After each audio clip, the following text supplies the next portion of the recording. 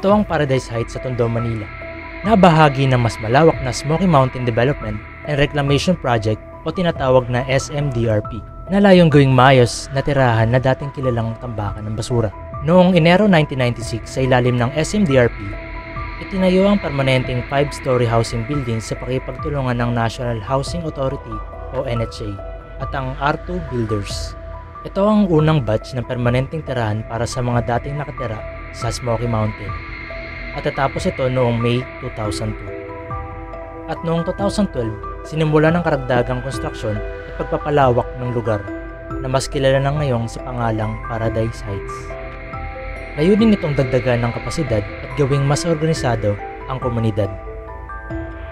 Ang Paradise Heights ay kilala bilang isang pinakamalaking resettlement housing project sa Metro Manila, na may komunidad na dating informal settlers at mga pamilyang inilipat mula sa paligid ng Tondo.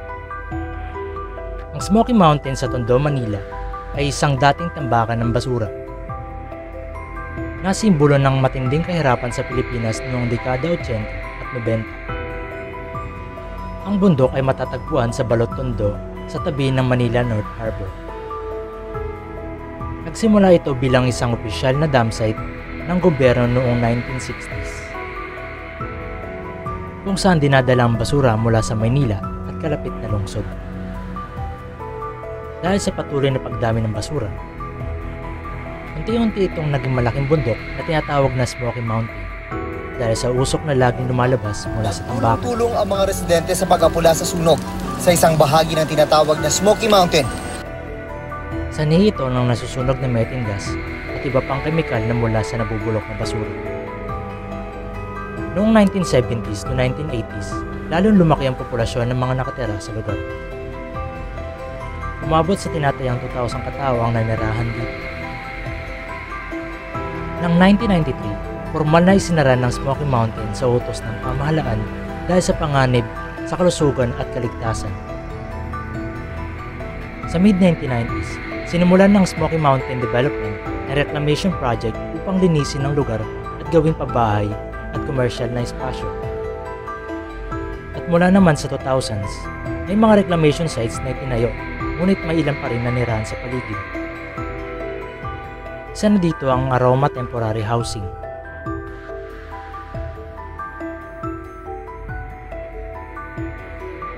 Na ang katabi ay ang Happyland, na galing sa salitang Happyland, na ang ibig sabihin ay tambakan ng basura.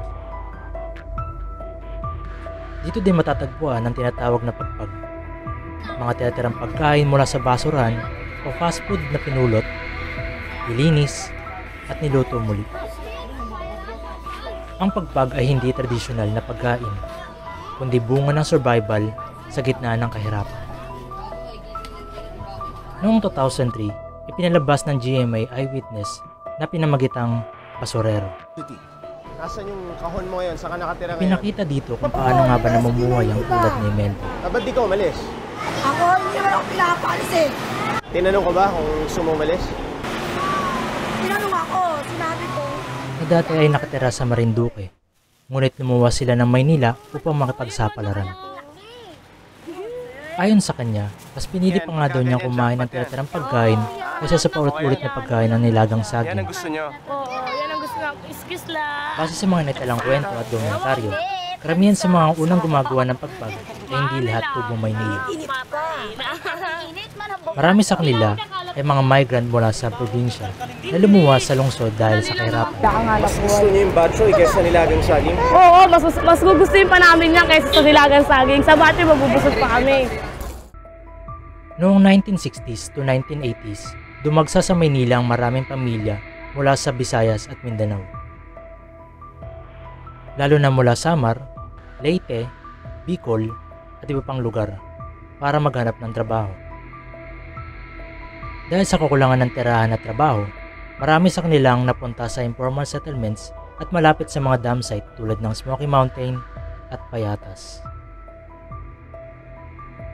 Sa ganitong komunidad, unang na-develop ang gawain na pagkuha ng tinatirang pagkain mula sa basurahan, paglilinis at muling pagluluto. Meron din tubong Tondo o Maynila na pilitang gumawa nito dahil sa lumalalang kahirapan. Pero malaking porsyento ang mga bago sa syudad na walang permanenteng hanap buhay. Ang Aroma Temporary Housing ay itinayo bilang temporary relocation site noong isinara ang Smoky Mountain noong 1990s.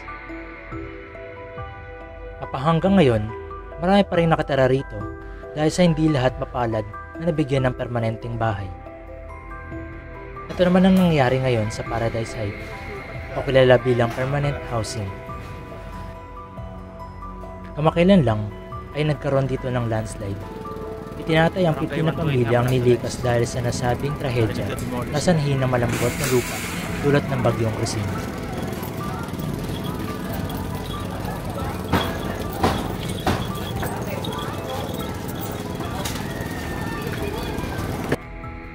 Noong 2014, nagsagawa ng livelihood program ang Barangay 121 at nagtayo sila ng stall para sa mga taong naninirahan dito.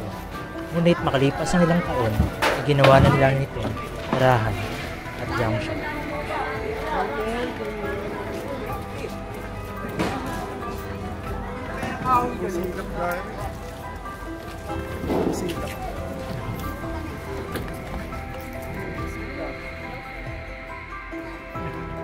Ngayon naman ay na-demolish na sila.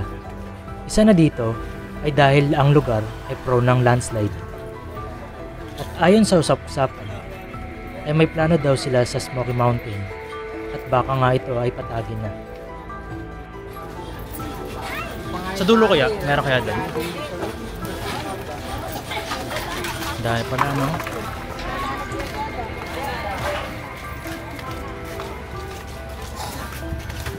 Ano oras na nag-start dito? Anong oras?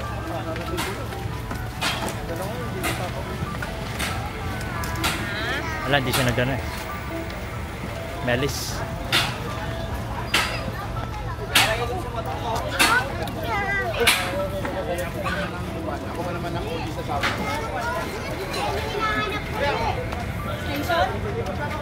Yan ay isang saka na yun. Oo, pinagtanggal ka lang bago sabihin sa'yo.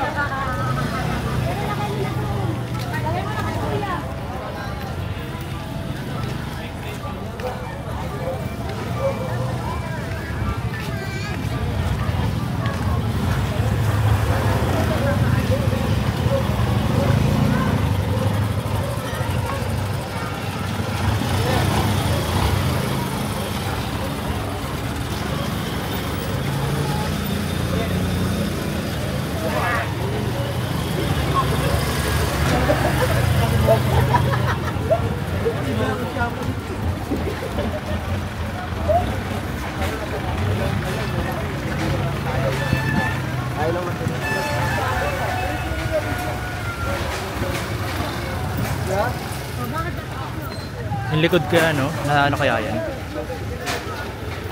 Dami soft drinks oh.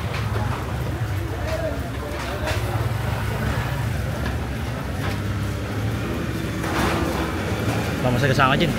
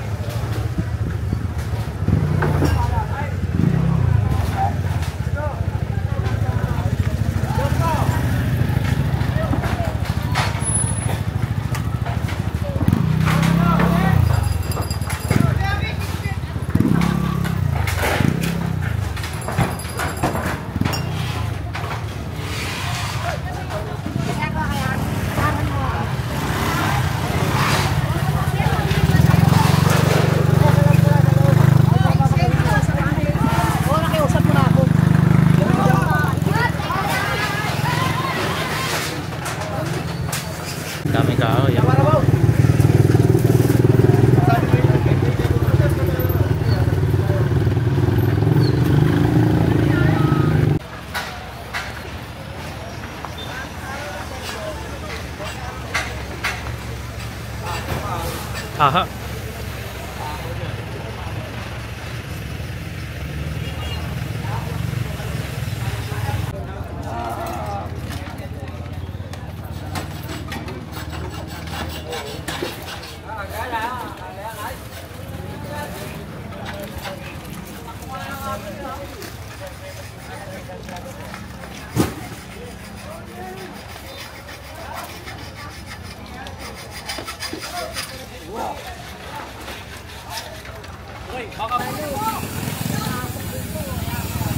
Dami nagkalat na.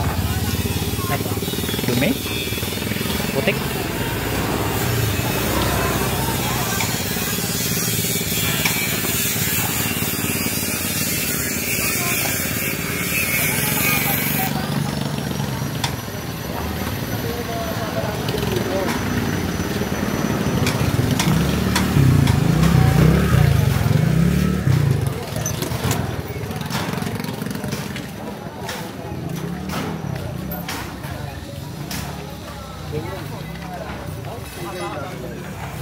Uy! Ano?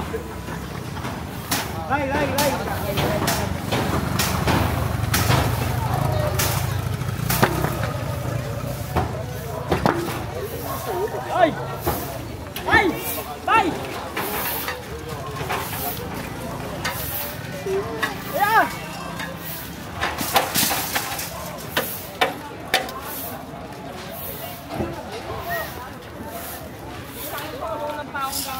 May walis pa ho kayo.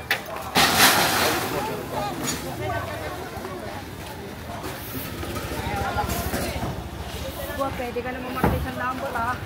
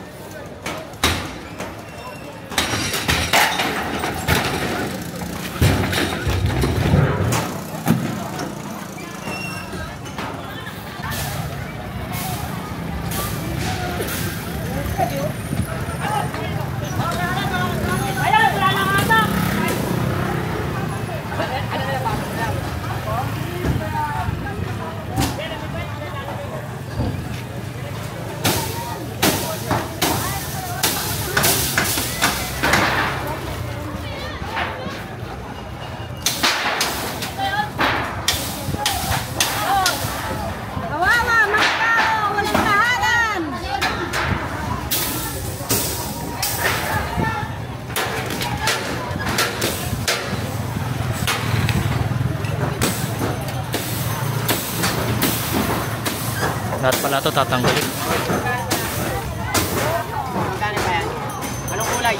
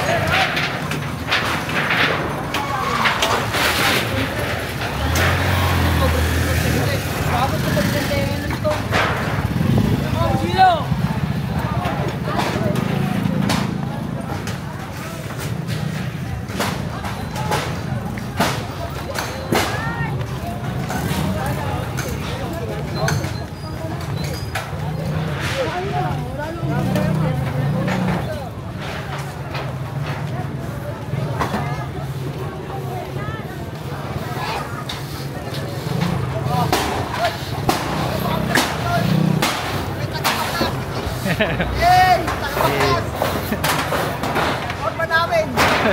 Si Foreman. Engineer namin, engineer!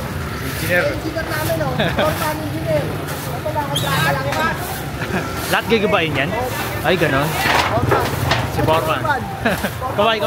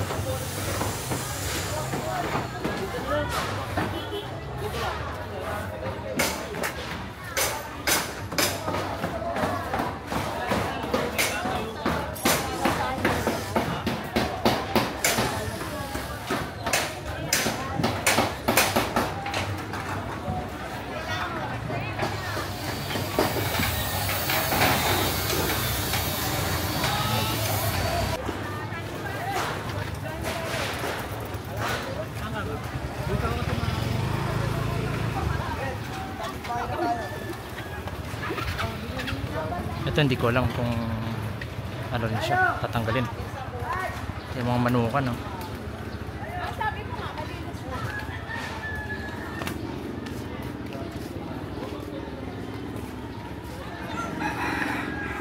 Hindi ata ito sasakupin eh.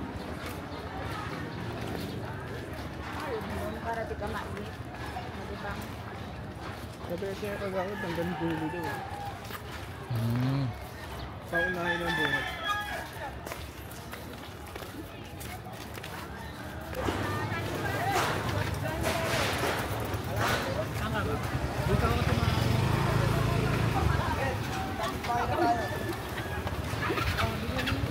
Ito hindi ko alam kung ano rin siya, tatanggalin. Yung mga manukan, no?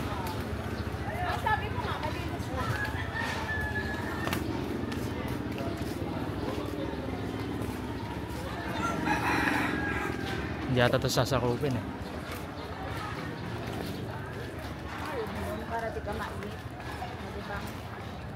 Sabi siya kagawad, hanggang dulo daw. Sa unahin ng buhat.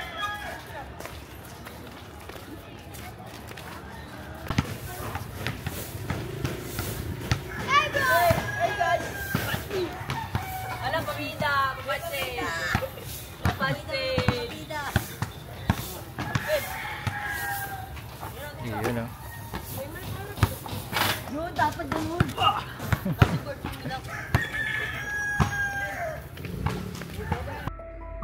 Sa nakikita nyo, ito ang Smoky Mountain at makikita pa din mga ilang basura dito. Gawa ng mga naninirahan sa taas ng bundok.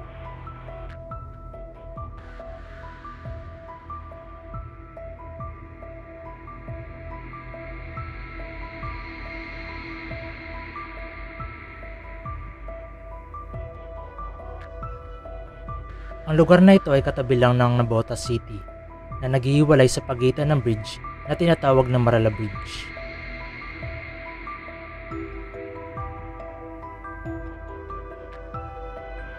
Kung mapapansin nyo, may mga basura din palang nakabalandra dito. At nakakalungkot lang dahil nagkukos ito ng polusyon sa ilog.